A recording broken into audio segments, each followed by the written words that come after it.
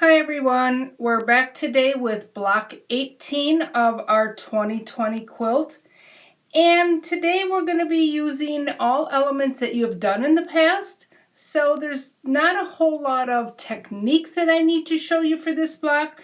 Again, we're going to be talking a little bit more about color placement.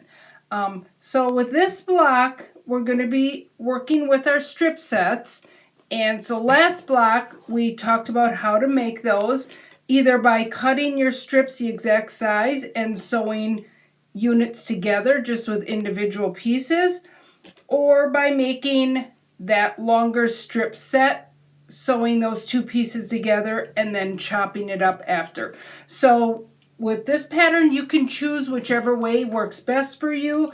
It may be determined by the size of your scraps that you have, whether you can get one of these long strips or if you need to just cut your 1.5 by 4.5 strips and sew them together.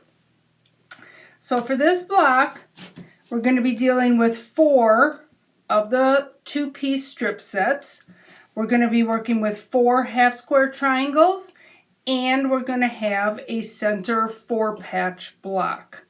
So the biggest thing when you're constructing these is making this outside edge and making sure that your color is in the right spot. So when I've made my strip sets, I determined that my blue fabric was going to be considered my dark or my outside. And then that's also going to match up with the dark of my half square triangle.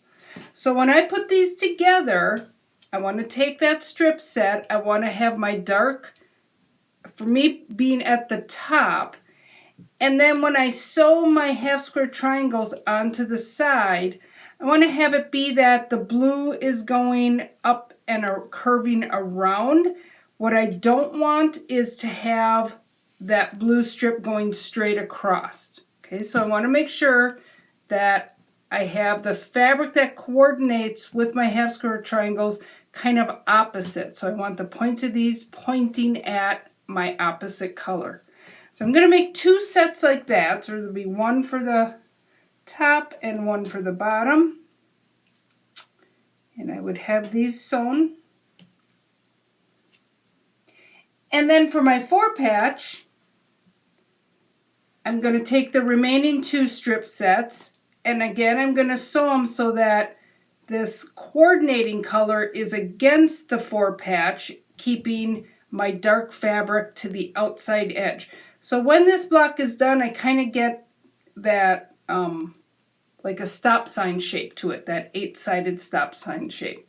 So I'm going to go sew these pieces together and actually finish the block, and then I'm going to come back and talk a little bit about the colors for your 4-patch.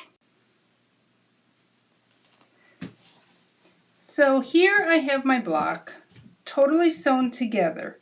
So again, I have my white squares in the corners, which create my background look. I have all of my dark fabric going around the outside, creating that octagon shape. And then I have my secondary fabric for my strip sets right up against my 4-patch block. So just talking about the fabric choices I had a little bit, these are all very contrast, so you can definitely see this orange up against the blue and the white. And in this block, I have my blue fabric for my 4-patch, a different fabric than the blue fabric that I used to make that center circle shape. The same thing is for this block, which was from my 12 fat quarters. So these are actually 2 different fabrics. They look kind of the same, but they are different. The fabric, I used my lightest fabric actually to make that octagon shape, but the contrast of the fabric for this is not as good as I would have liked it to be. What I found is on some of these triangles, it just happened that kind of the green part hit very close to my green pieces here, so you lose that definition of those pieces to create that circle look. Again, here, because I have the high contrast, you definitely see the definition of those colors. The other thing is, in the block that is the pattern, I had 2 of my 4 patch pieces be the same color as my background. One of the reasons for that is for this set of fabrics, I only had 5 fabrics to work with, so it gets a little difficult because I needed at least 4 of them for here. The thing that gets you is because this fabric and this one to create that circle are the same, and then when I made this the same fabric also, your eye goes to that visual line where those dark pieces flow, but yet it doesn't flow this way. So it gives a bit of a directional feel to the block. It's a nice block to work with if you're going to set it on point, because you can really get that flow of your eye going up and down. But when you set it straight, it kind of feels a little bit off center. So that's a choice that you can make when you're going to be making this 4 patch, if you want one of these squares to be the same color, or if you want your fabrics in your center to be different from your fabrics on the outside. The other thing with my last block, this was my scrap block, I only used 3 colors, so my 4 patch was the same. I used the same 2 colors in my 4 patch that I used for my half square triangles.